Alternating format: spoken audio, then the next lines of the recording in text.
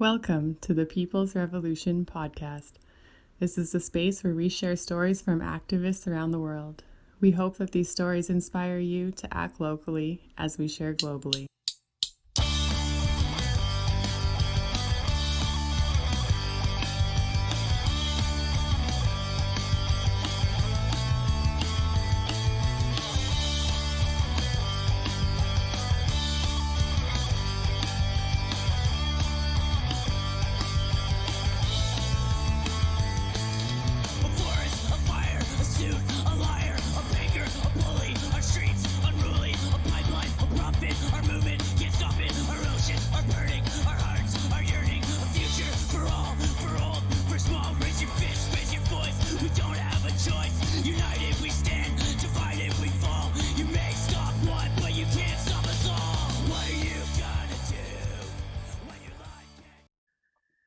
Welcome to the People's Revolution podcast. We're going to start today, as always, with a land acknowledgement.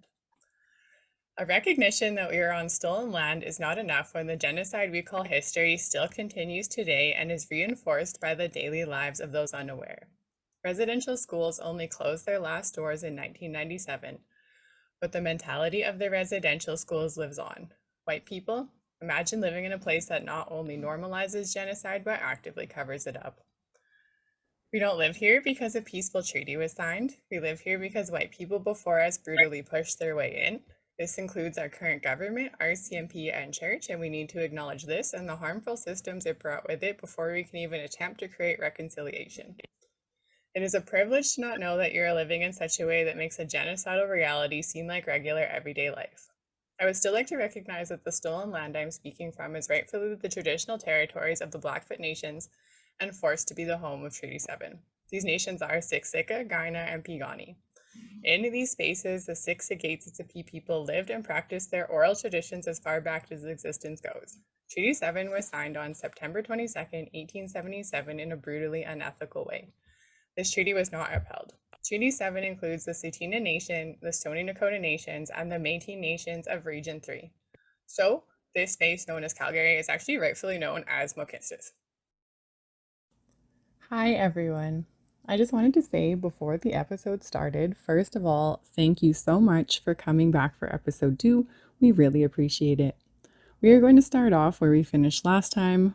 We are going to talk about the 3 other torch rallies that happened in Alberta, as well as talk a little bit about the anti-Semitism in the rallies and that symbolism. And finally, we're going to finish it off with a piece of more recent history to give more of a basis to what spawned a safe place for the issues that we have seen grow and thrive and come from Alberta. This interview is broken down and clipped together from 3 separate interviews, one with Brad Gallamore of the LVE Foundation, as well as Terry DCHC, clipped with a solo one from Tigra-Lee Campbell of the LVE Foundation as well, and finally pieced together with a final part with the 4 lovely humans that have been doing this project with me, Tigra-Lee, Brad, Terry, and of course Tiera Williams of A Fight for Equity. I super appreciate them being here and helping to tell this story. We will start off, as I was saying, where we finished last time, as we were previously talking about the Edmonton Torch Rally and alluded to Calgary, and so Calgary is where we are going to start. Thank you so much for listening and watching. I super appreciate it. And so without further ado, we are starting this episode off with the Calgary Torch Rallies. I'm going to show a poster right here of both the rallies. It's like a poster for Edmonton and Calgary. And then so I'm going to, instead of describing it, just show a clip here. Total chaos here in Calgary as 2 protests converge. One protesting health restrictions, the other standing against hate. It was many of the same people involved in last weekend's torch march and counter protest in Edmonton, which saw 4 police officers injured. As the groups met at City Hall, police rushed to create a barrier between them. At one point, one side yelled Black Lives Matter as the other yelled All Lives Matter. Evelyn was there in Edmonton last weekend. One of them told me to go back to Africa, and I was like, oh, you don't even know if my ancestors were here before your ancestors. Why are you telling me to go back to Africa? So it's a segregation mindset that is being relived among these people. Tiki torches were present despite their use in Edmonton last week being widely condemned because of their use at white nationalist protests like the one in Charlottesville in 2017. Dreams to portray law-abiding citizens, the lovers of this country, and will turn them into white supremacists. Organizations labeled as hate groups were present. We saw the Canadian Crusaders and the Urban Infidels, also those supporting Alberta separatism and Donald Trump. A march led by tiki torches ended the protest, groups separated by police. In Calgary, Taylor Brott, City News. So that rally happened. Calgary showed the fuck up and told them to eat their butts so hard. And I loved it. I do. I feel like it was a little bit crazier, but it was like shorter. But it had a lot of elements going on. Anti-Semitism in the torch rallies. I actually didn't talk about it at all yet.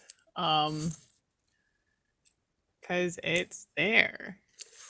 I don't even think it's even just in the torch rallies. Like, I think, like, or in the freedom rallies. And in the freedom rallies, the fact that they were wearing the Stars of David. Yeah, the stars of David that they were wearing, and then the needle swastikas, like those stickers. They literally thought that they were persecuted. They truly believe that they are persecuted.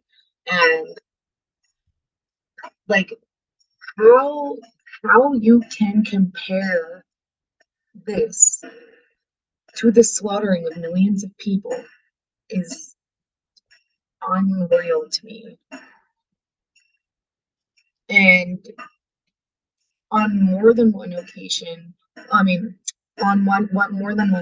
yeah, Nazi flags were being flown. Yes. You know, like, and it was within the Freedom Rally, but it was like within, like, from like 2020 on. Like, remember when that war flag was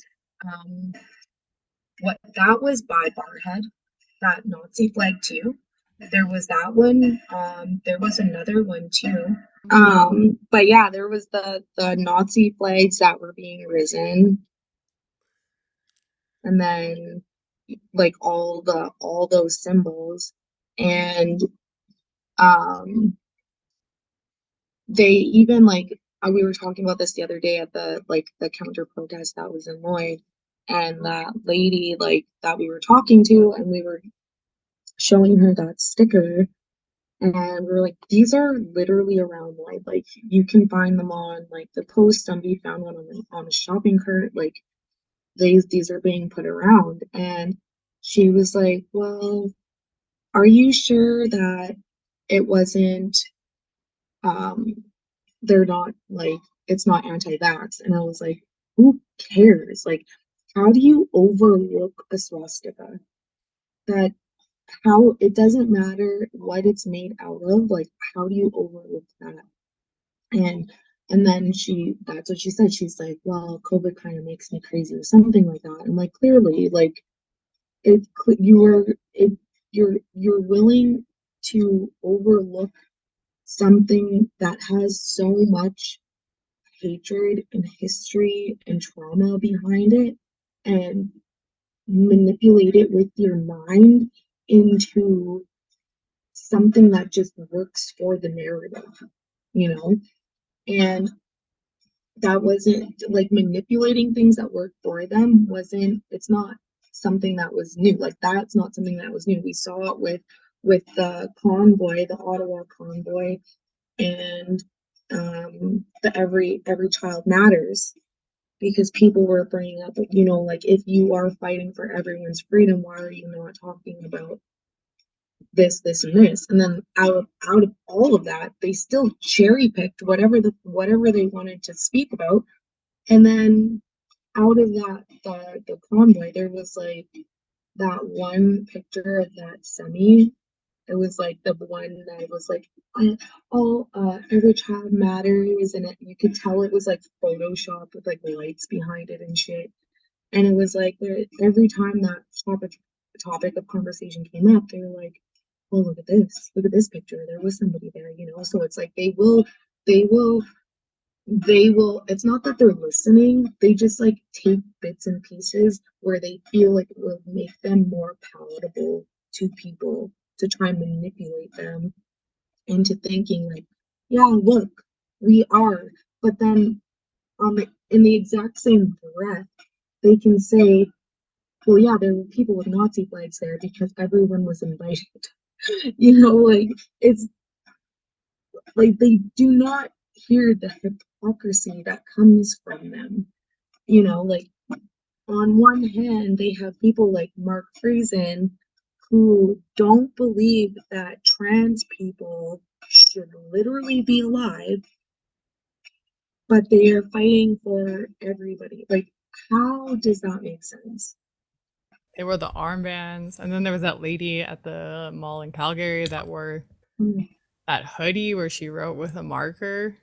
What like I don't even want to say it. I'll just put the picture here. yeah, Well, they wore those armbands to like, and like they wore it also on their jackets and stuff, like not yeah. just at the torch rallies, but at like a lot of rallies, because they felt like they were being persecuted, which is just like, what the fuck is happening? And like, they don't even realize it's like that was them doing it to themselves. Like, Jewish people, they didn't have a fucking choice to wear the Stars of David.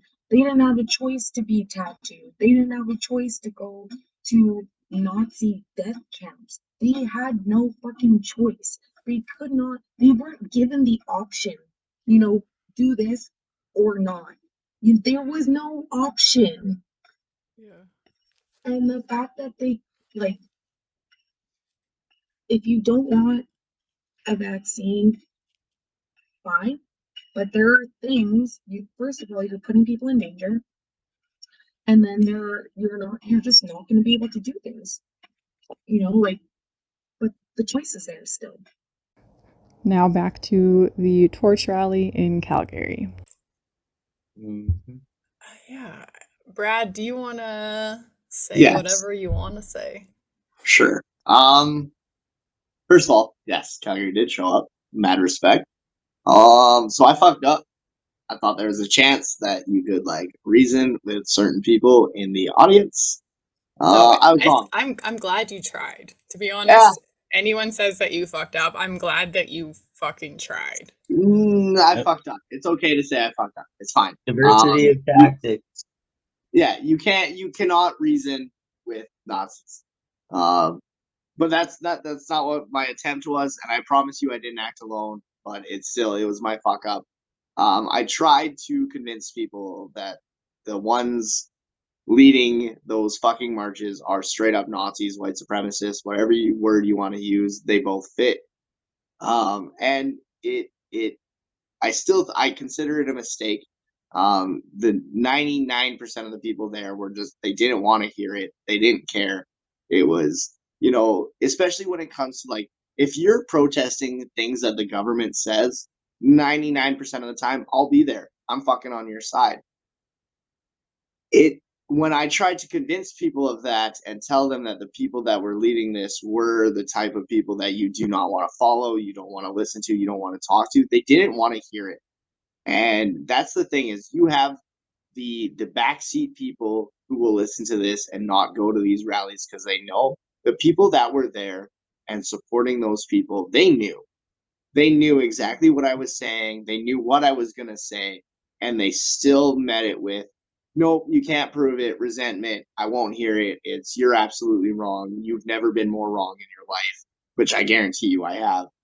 And that was the thing, is when I thought I could actually get 2 people in that group, it was a lost cause from the beginning, and I accept that wasn't the place to do it, and even doing it probably made it more dangerous for other people, and that's something I need to accept, and I genuinely apologize for anyone that I put in danger because I did that. And that's the gist of what I wanted to say about that. And also fuck those people. Yeah, like it was a legitimate fuck fest. The politicians in Calgary, I'm actually going to put a clip here of Nenshi. As Kevin Green reports, the mayor is now lashing out at that symbolism. And I will tell you right now, as a person of color in the city, I will never be intimidated by that. An angry Mayor Nenshi condemned a weekend protest where ralliers marched through the streets carrying lit torches that many see as a symbol of racism. Why did the Klan march with torches? They used them to light the crosses on fire. And let's be very clear that that is not anything that is ever acceptable here in the city of Calgary. The rally was also promoted online using images from a deadly rally in Charlottesville where an anti-racist protester was intentionally run down and killed. But rally organizer Pastor Artur Pawlowski, who was in Vancouver Monday for a similar protest, denies any charge of racism. Every person of color knows exactly what that means. So don't tell me it was to provide light. It has been increasingly clear to me over the last several months that these marches that pretend that they are about lifting the lockdown, there is no lockdown, by the way. Shops are open, schools are open, restaurants are open. People have the ability to go out and do many, many things that they normally would have done. Have increasingly become forums for hatred, for white nationalist groups and for others to attach themselves to this conversation, such that the original discussion is completely lost. And certainly many of us have been raising the alarm on this for some time. When we see people with torches marching through the downtown core, we know what that means. It's not about heat, it's not about light, don't be ridiculous. When we see people advertising these marches using pictures from Charlottesville, we know what that means. We know who that's meant to intimidate. And I will tell you right now, as a person of color in this city, I will never be intimidated by that. I just want to say that these exact people have been harassing Nenshi since day one, and he was at the end of his term. He wasn't coming back, so he was like, I'm going to tell the truth. And he spoke. And we genuinely appreciate that. The whole thing from top to bottom was absolutely disgusting, but I'm so glad that Alberta showed the fuck up. Or Alberta, Calgary. Edmonton did not show the fuck up, but that's okay, because it was actually people from Calgary that put on the Edmonton rally, so Calgary went to Edmonton to yell at them, and that's what needed to happen. Is there anything else we want to say about this one, or I'm just going to move to the Barhead one? Barhead. So here's a picture of the torches. I'm going to put it up here. They actually didn't even use tiki torches. They used real fucking torches, which was nuts. Barhead is also close to where the first Hitler Youth flag went up. And they literally, like, the mayor was like, you guys should be careful. And then the mayor was like, fucking no, we're not doing this. You guys are being ridiculous. The fourth Tiki Torch rally happened in Calgary. It was an Easter Sunday.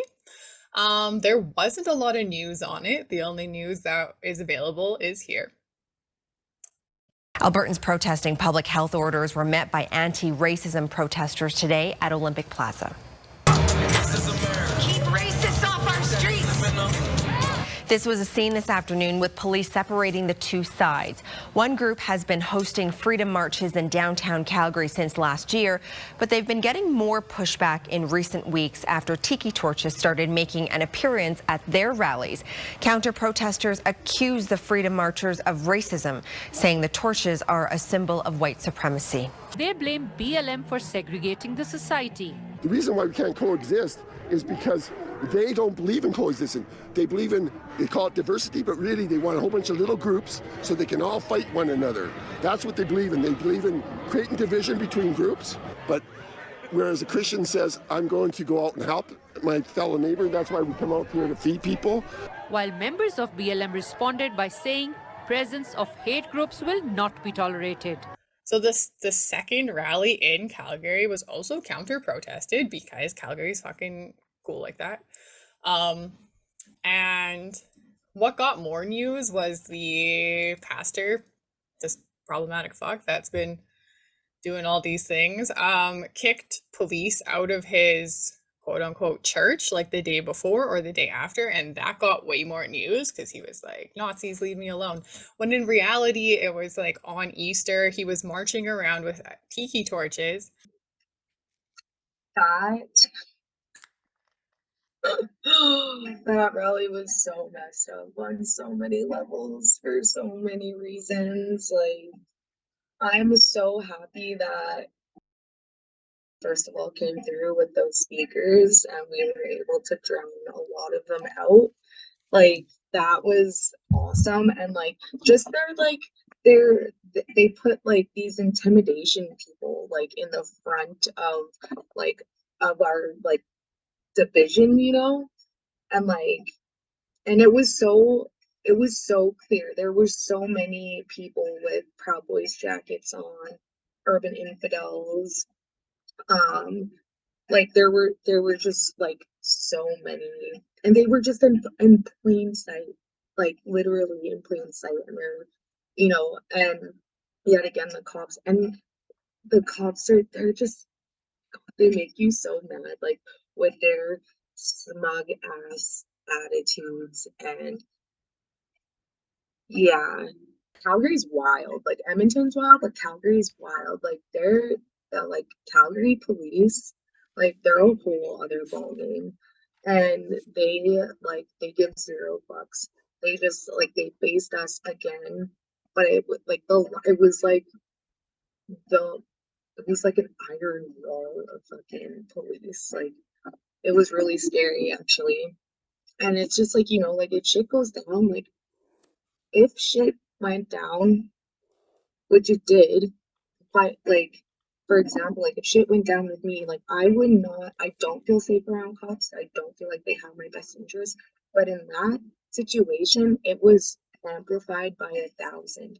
Just like their posture, their stance, their whole overall persona. Like I just knew that if anything was to happen to me, that I was not going to be taken care of by police. Like I already know that on a daily basis, but it was just worse. It's just worse at counter protest, especially if you're on the side of the left, you know, like, and then again they tried to like bar us from what side, like where we could stand. Like the cops tried to bar us from where we could even stand, and like why, like what is the purpose of that, you know? And then they did their stupid ass march. What did they do, like 7 laps? You know what, the biggest fucked up part about that was, yes, the tiki torches, but that wooden ass cross, that huge wooden cross, like That was in Edmonton. Just light it on fire. It was in Edmonton too. Like you might as well just light it the fuck on fire. Like you might as well just do that. Everything else is on fucking fire. Just light the cross on fire too, and make it what it is. Stop trying to fucking hide it. Hide what you're doing and just fucking burn the cross. And that, like, just seeing that, it like brings up fear. Like you have all these people that are, you know, don't think that I or my kids should be in the same playing field as them, but then they're gonna bring a huge ass cross with tiki torches. It's just wild. It's like in 2022, like we're literally seeing these swarms of clown, like this is literally what it is. And then they just continue with their performative bullshit. like, yeah, we're gonna feed the homeless, and then when you leave, like, there's just trash everywhere, food everywhere, like Broken tiki torches on broke. the sidewalk with the garbage bags filled with food. It was weird. Yeah, and but it's weird, but it's not like it's like Jesus fed the poor, so we're gonna feed the poor. But it's all performative. Like, how do you leave that much food in the garbage consciously? You know, like in Calgary, you downtown Calgary, like you don't really have to go far to be able to get rid of that, you know? So before the Tiki Torch rally, there was a social media post that was put out specifically requesting that racialized people come and support their movement. Um, it was like in search of ad for racialized people. It was really weird and it made me feel really, really weird. And they and it was just to prove, maybe if we get enough racialized people that come, then we can prove that we're not racist. The pastor was going around filming all the racialized people that were at that rally. And that was also the time when Arthur went around live streaming or video or like recording people, asking them, like, do you feel safe here? People are saying that I'm racist, and you can tell that they have no fucking idea what he's even talking about. So, like, I don't know, the whole thing was just trash. And I guess, like, I I don't know. I like before I like these protests, I actually never heard of him before, which is wild because apparently he's been doing this shit for years and I did not know that. And actually Calgary fucked up their day. Like when they went to march around, counter protesters went to march around, and there was a fight between, I shit you not, counter protesters, the Tiki Torch fucks, and the cops. The cops were in the fight too. And I think that's why they did not show anything in the news. Cops were swinging at people. Terry got thrown out of his fucking wheelchair. And it was a good day. I'll be real with you. It was a good day. It was. Fuck Nazis and fuck these people. Is there anything that you guys want to add, Terry? Actually, I'd like to say something about this day. Like Tigra was talking about it before, about that video where Artur was going around up to people, like, but specifically the people of color, because they had just done their call out for, we need people of color to come and prove we're not racist or whatever bullshit. And the other thing he was doing in that video was he was going up to any person of color and asking them where they were from. And then he got to this one lady, and it's slipping my mind as to what her answer was, but he asked her where she was from. Originally, she said Calgary. And then he was like, no. Where are you from? And like just trying to continue to push on that multicultural, we're not racist narrative. But it not only in turn was it even, I don't know, in my eyes, it seemed even more racist than his normal banter. But like I don't know how to say it. But yeah, so like that happened in that video, but also in that video, about 3-4 minutes later, you can see a group of people from their side talking and planning to come and start a fight specifically. They pull on gloves with padded fucking knuckles, and you see it all. And as they were approaching us, it at first it was like there was like 2-3 cops there kind of thing. And I don't know if they didn't think if they thought nothing was going to happen or what, but at first they let everybody kind of come through and mix together. And then all of a sudden they picked off certain points where they started, like, the cops were basically attacking us at that point. And like, I know 2-3 people now who all have had like gnarly bruises from getting smacked with bikes and stuff like that. Like Julia said, when it turned into a full-on brawl, which like it was like, oh yeah, a lot. It was crazy.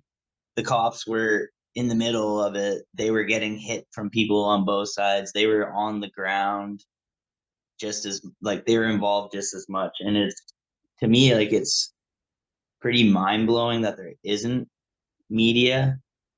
more media out there showing what happened, because any other time something like that happens, there usually is. So I don't, yeah, that whole day though, Calgary showed the fuck up. I honestly believe that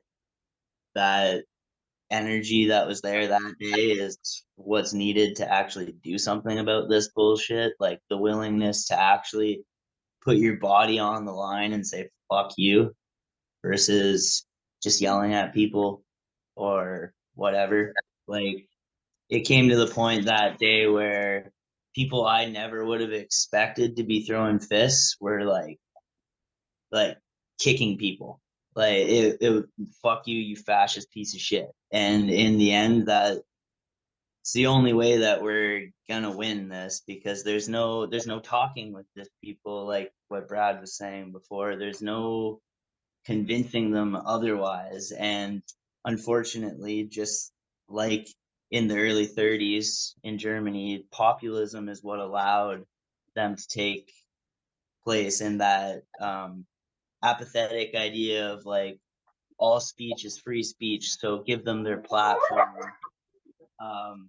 Like the same thing is happening right now, and unless we have that energy, that willingness to put shit on the line, like we're witnessing another repeat in history right now, to a different extent and with a different targeted group and blah blah blah. But like in Germany, it was the same kind of thing. There was a quote unquote culture war, and it was about the degeneration of the family and like all this same shit that the alt-right hard right is pushing today. And because it all comes from that same Nazi authoritarian ideology of like a master race or what the fuck ever. But now one is better than the other. Yeah, and now it's just expanded to include more than just the group of Jewish people that it was in Germany or in Europe at the time. But now it's grown to include more groups, but it's the groups that are the more oppressed groups within society, whether it's LGBTQIA or like people of color or whatever. It's the same ideology, and populism is allowing it to grow, and the mix as well now. I think truthfully, throughout the whole COVID pandemic and like these rallies as they happened, more and more people got pushed into the religious aspect within it. And unfortunately, the religious aspect within it isn't just that. It's also an ultra nationalistic, ultra orthodox kind of version of a religion. And it advocates for us versus them. And it creates what. But when when you believe your religion is above all else, right? It does start with his head, but keep going. Sorry. Oh no, that's okay. But yeah, like it. Basically, like at this point, if we're not reacting the same way that we did that day in Calgary to these groups of people, yes, unfortunately, there are the like random conservative person or whatever who isn't there to harm anybody, who isn't a Nazi. Like, yeah, there are those people there, and unfortunately, they get caught up in it. But the reality is, a lot of those people there are straight up fascists, whether they're neo-Nazi full-on like Hitler followers, or they're just like ultra nationalist groups, or there's still a group who is sowing hatred within our backyard, and if we don't react to them with that same energy, then they're going to keep growing. They're going to keep getting stronger. They're going to keep acting out more and more and more. And the pandemic only enabled it. And they took full advantage of the anti-government mentality that came out of the pandemic. Because, That's right. I mean, let's face it, whatever side you're on of vaccines or masks or what the fuck ever, like, the government did not handle it well, period. Like, in Correct. any way. No matter what side you're on, we should be able to admit that the government fucked up.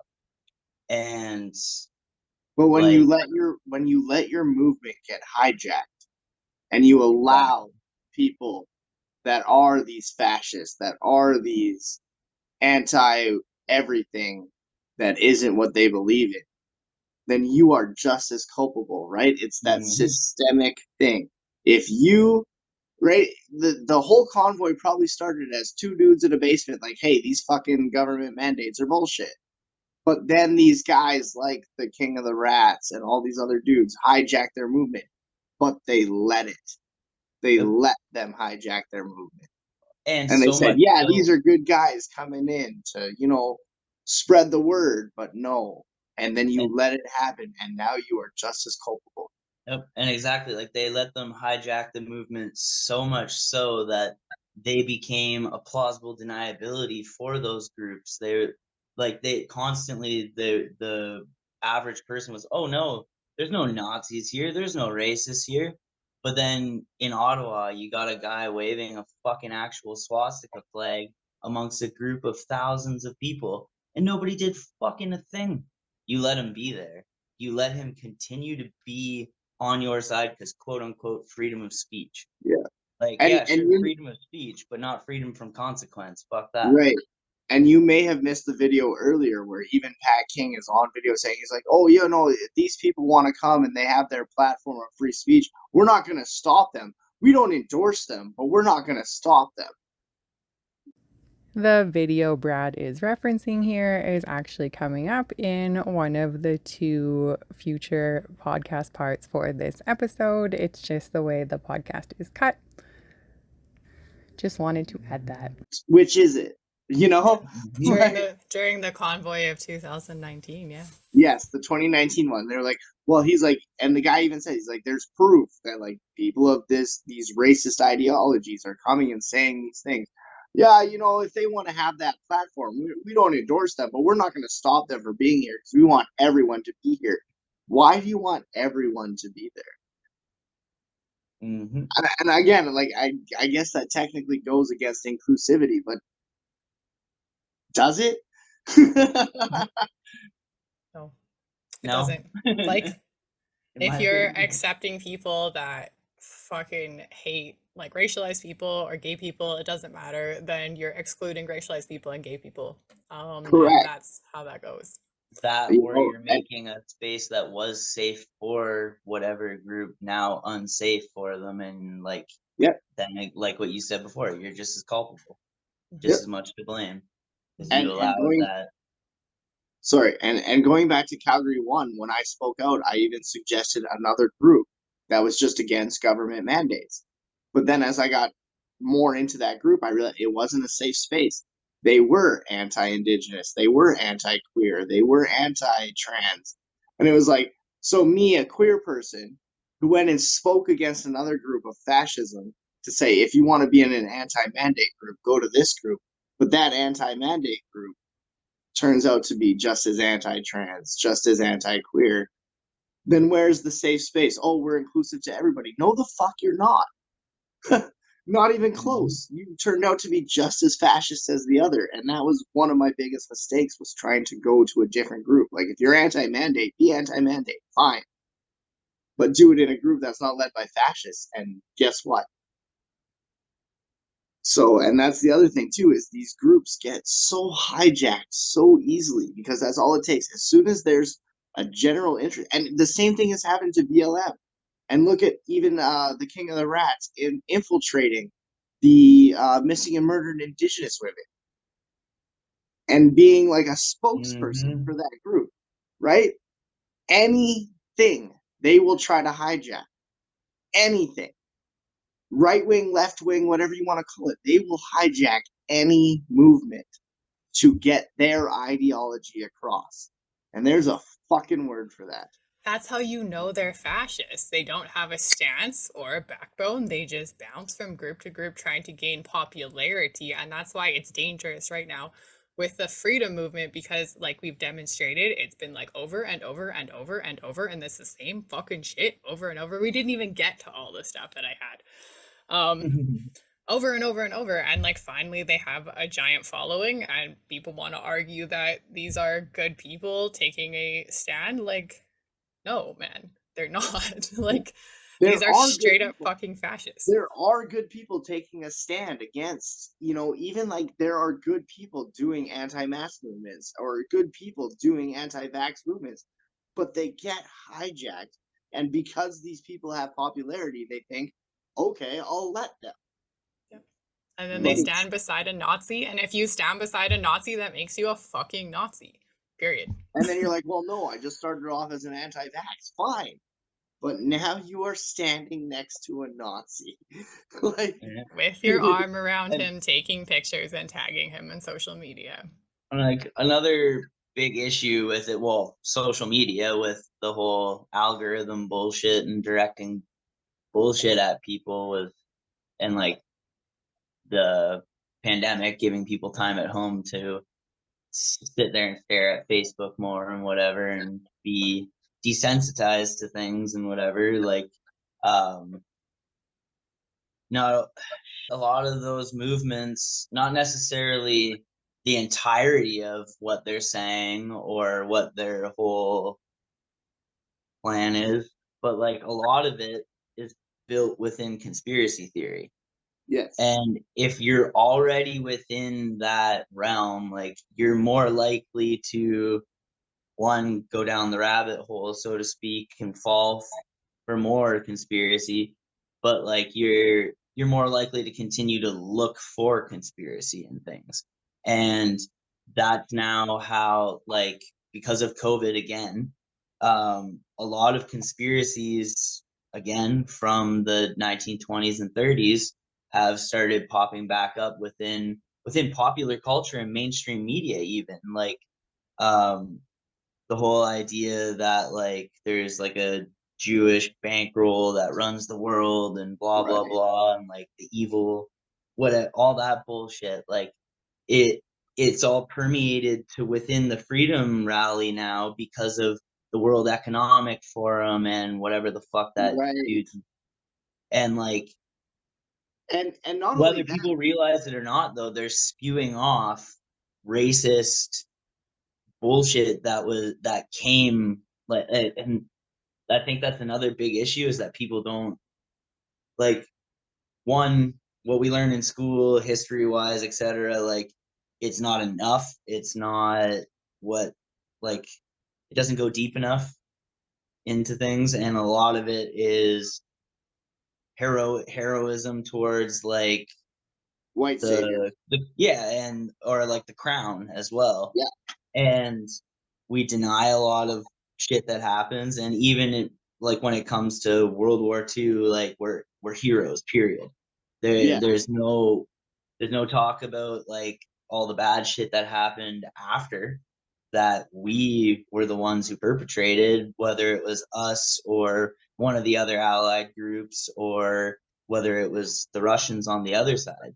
Like, there was even just the treatment of Indigenous and Black veterans, right?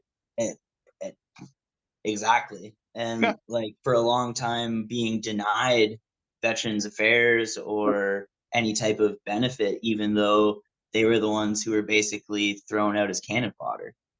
Exactly. And like to this day, we're still denying it because we're not actually taught about it.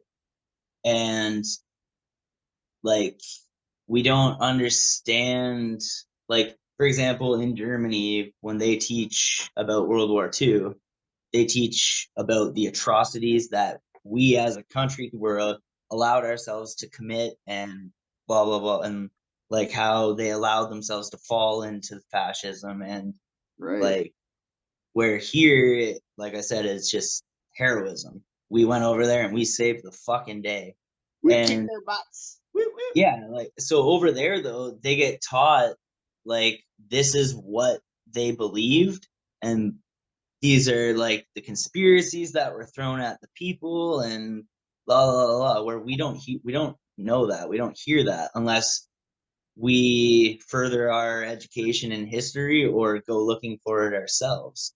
So a lot of people don't understand that when they're sitting there spewing off about how there's some shadow group of people who are rich and Jewish that run the world, blah, blah, blah. It's like, well, no, now you're spewing that 1920s conspiracy theory that was spewed and allowed for people to slowly take anybody who is Jewish and go, oh, they're less than me.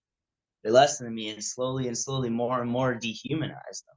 And that same fucking thing is happening right now, especially towards Black and Indigenous people. And especially in Alberta, it's that individualistic mindset.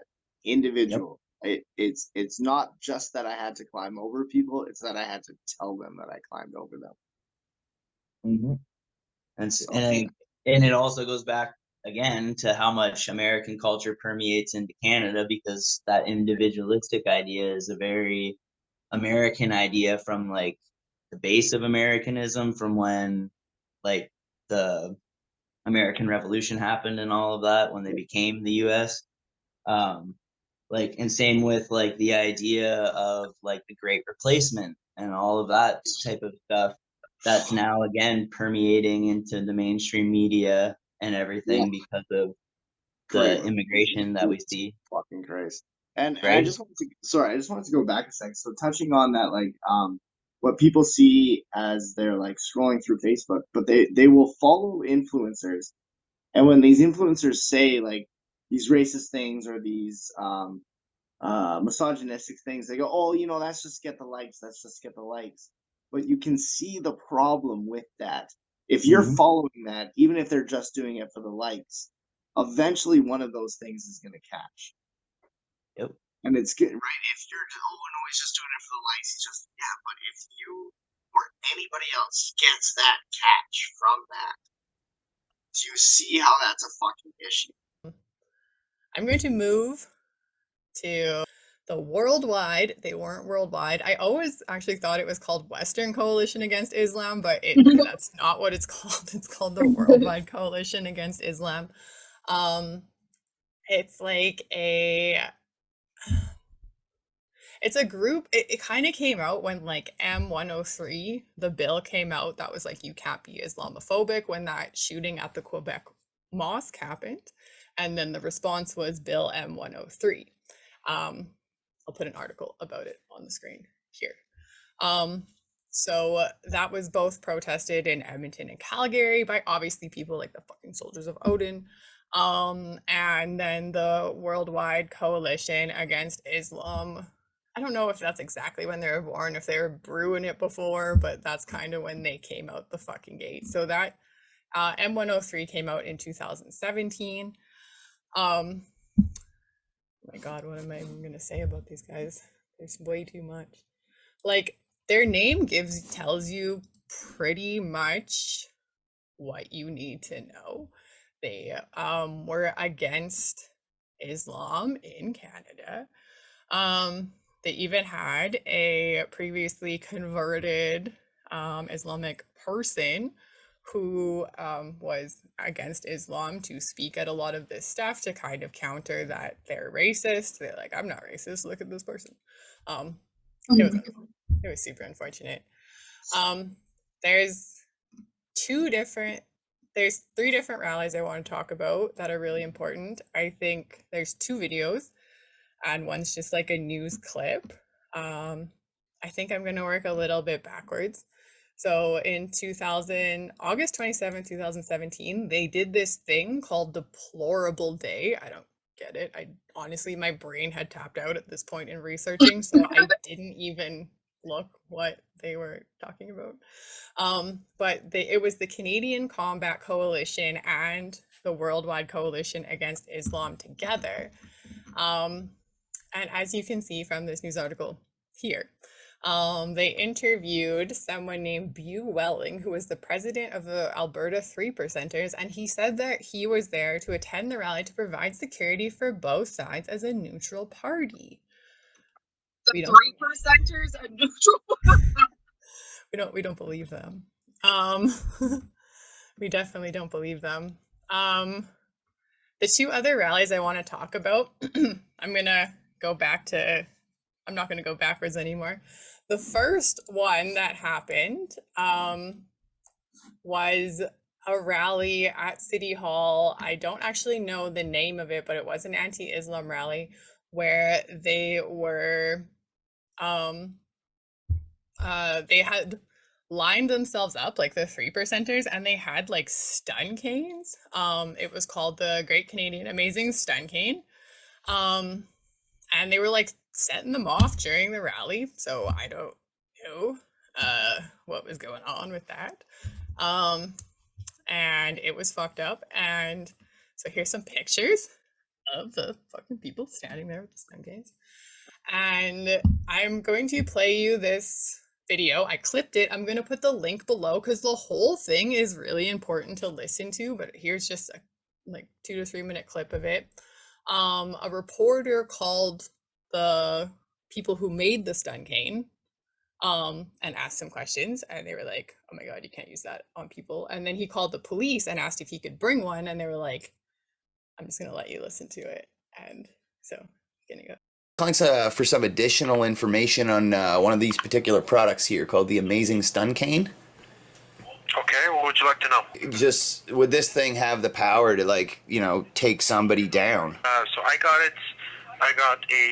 I would say, less than 1 second. It felt like someone stabbed me with a big knife. So it was pretty intense. But I would think that if someone kept it on me for a few seconds, I would definitely go down. Where I saw them actually first was there's a protest going on in Calgary, and there's a bunch of dudes up there that were protesting Islam, and they had these canes. Yeah, well, you know what? It is illegal to use it on other human beings.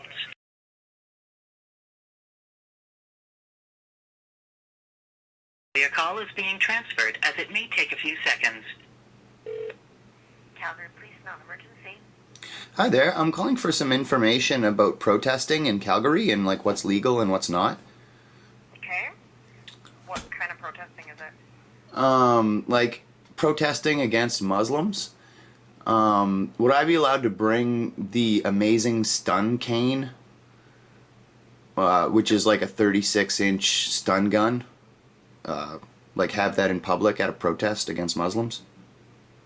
No. No?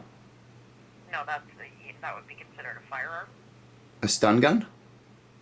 Yeah, you can't have a stun gun. I mean, that's a weapon, right? Okay. On June 3rd, there was a demonstration, Calgary City Hall. Are you aware of it? I am, yeah. You know those guys had stun guns that were 3 feet long? There was a bill being passed, right? Right. So there were journalists out there taking photos, and a lot of these guys were walking around with long black canes, and those canes have been identified as what's called the Great Canadian Stun Cane, which is a 1,000,000-volt stun gun inside of a hidden cane. Okay. Well, that would be considered a concealed weapon. Okay. So on June 24th, when they're doing their next demonstration in Calgary, will everybody who has one of these stun guns be arrested? Well, they would certainly be checked, those, and they could be charged with carrying a concealed weapon, yeah. They could be, or they will? Well, it depends on the discretion of the officer at the time, if it is, if it isn't. Well, I mean, on the onset of this conversation, you said that that would be illegal and it would be considered carrying a concealed weapon. I don't think there's much discretion involved in Canada when a person is carrying a concealed weapon illegally, is there? Well, no. I'm just saying that, Okay. you know, I'm not out there and I don't know what, you know, I've never seen one of these things, so I don't know exactly what. Right, and so that's kind of why I'm contacting you. I'm a journalist and I'm planning to go to this thing, and I really don't want to be stun gunned at 1,000,000 volts. She just starts to backpedal real hard. Yeah, like I was like, I just don't want to get it. The conversation actually continues to go on, and they like transfer him to like a different department. And what's that second cop determines that he's not Antifa. That second cop really opens up. So I think it's it would be important to check out the whole thing if you want to. Totally your call. So that's disgusting, and so.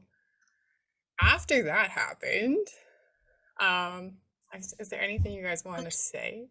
Wait, yeah, there is. So these people were, honestly, this is the first time I'm hearing of this, the stun canes. I did not know about that before. But so they can walk around with these things, but remember when people had hand sanitizer in their little spray bottles and everyone was saying it was acid? No. I was at I'm pretty sure it was for September 20th. Oh.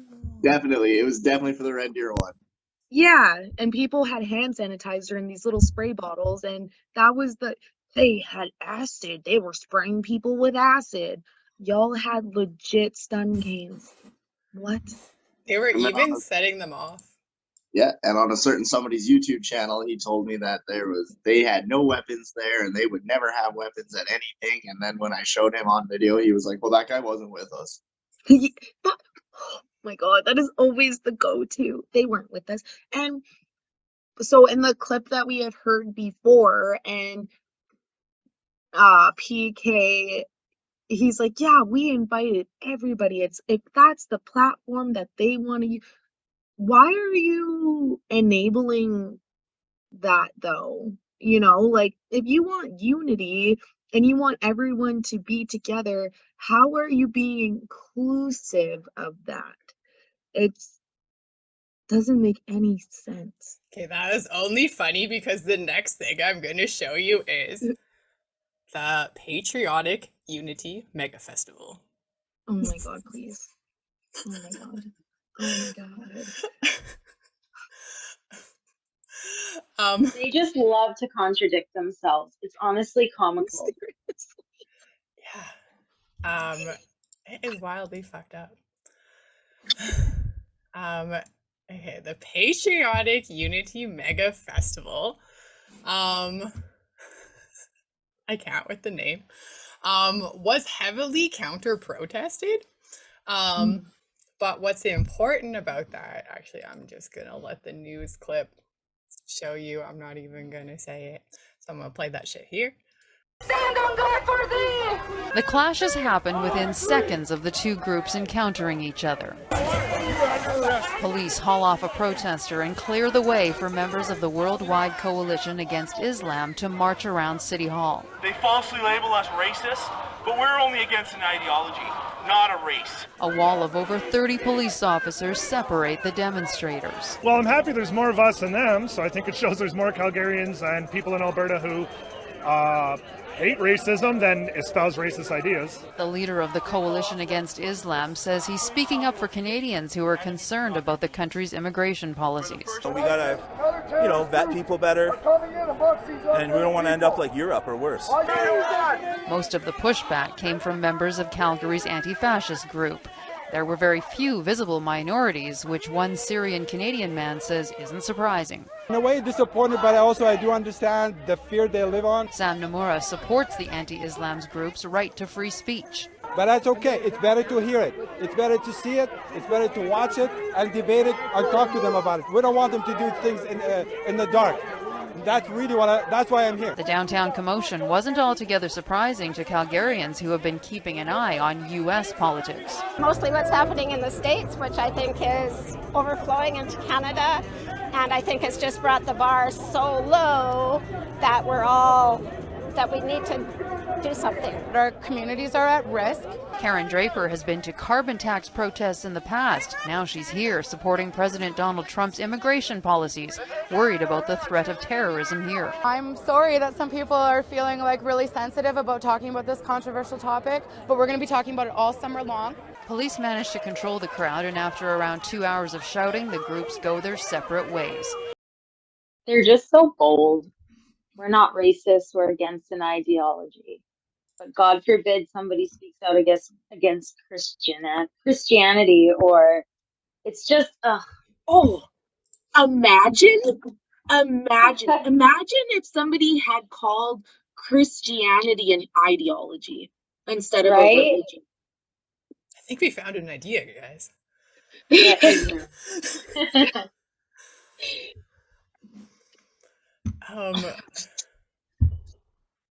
I feel like it speaks for itself. I made so many notes to talk about it, but that.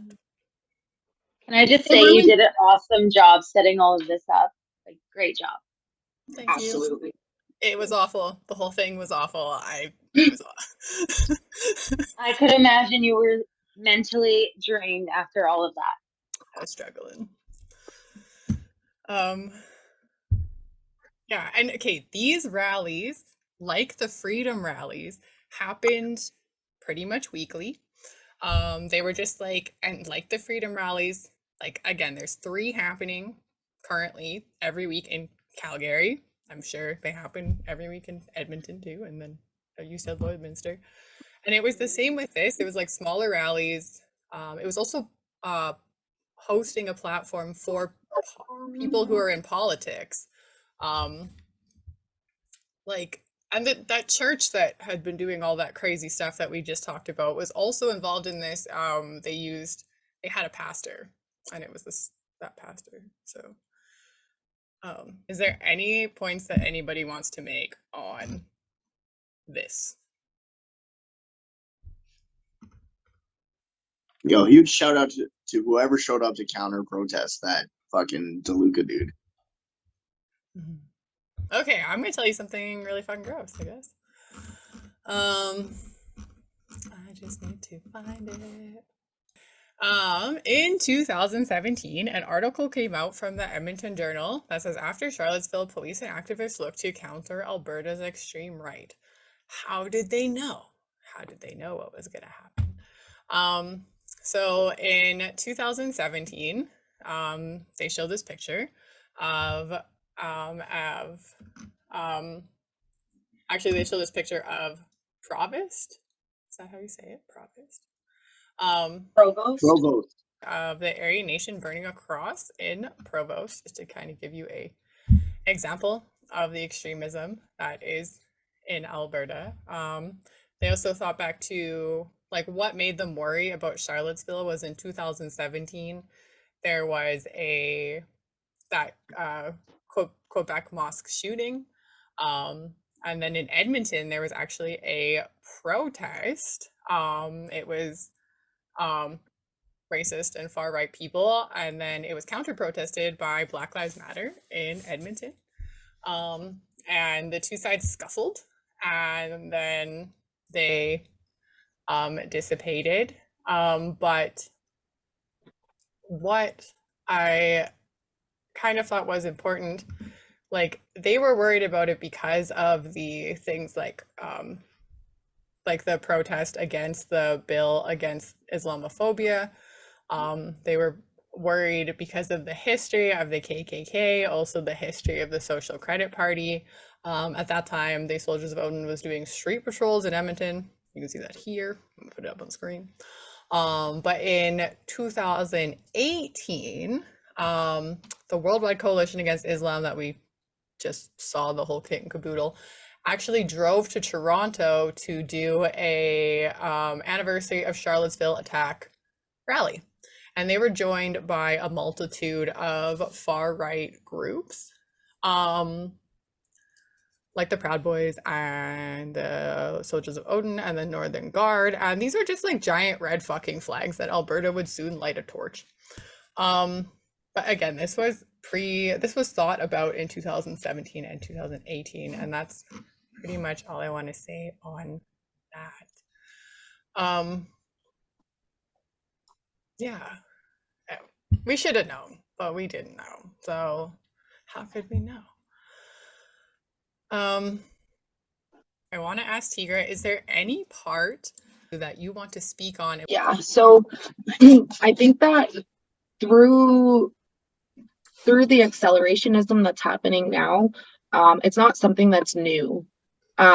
We saw it after when slavery was being abolished in the United States and in Canada, and we saw it after segregation, and we're seeing it through the Black Power movement.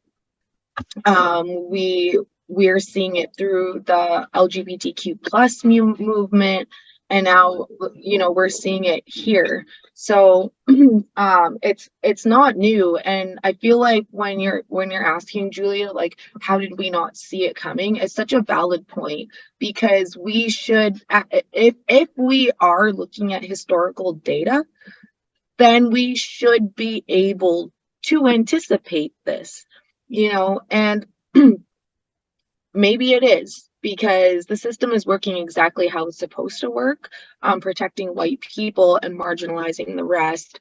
So what's been happening over the past couple of years it's not new, and we should have anticipated it, and we should have created policies and put procedures in place to mitigate this, and we just didn't, because who cares? Like, why would they care to stop a system that is working for them? And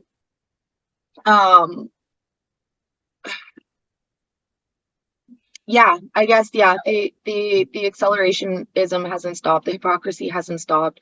When we're talking about pipelines, how many people were how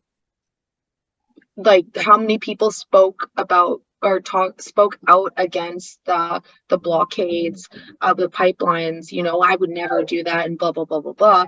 Yet they can travel all the way. Some people are coming from BC and Alberta going into Ottawa, and they caused a numerous amount of harm to the people that live there, and they blocked roadways, they blocked just the everyday living for a lot of people in that area. And then we can talk about the Coots Crossing blockade that was happening simultaneously with that. Why is there such that double standard? Like, we have Indigenous peoples, the first peoples of Canada, literally protecting their lands and their waterways. They're protecting their own rights and their own freedoms, but that's a no-no compared to the convoy. So on June 30th, 2020 is when they put in the Infrastructure Act to make sure that Indigenous people could not block railways, and then ended up arresting far-right people, not just in Coots, but there was another blockade in Ontario somewhere where they were blocking the US border too. Yeah,